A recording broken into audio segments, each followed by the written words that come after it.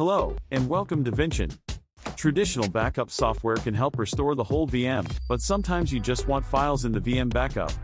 In this video, you will learn how to use Granular Restore to quickly extract files from OpenStack VM Backup.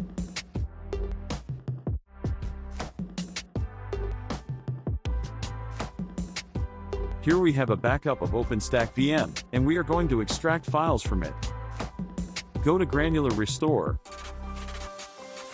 and select this OpenStack VM backup.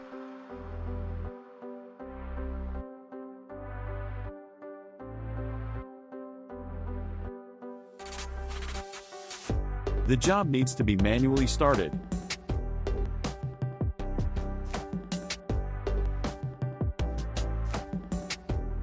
It's finished.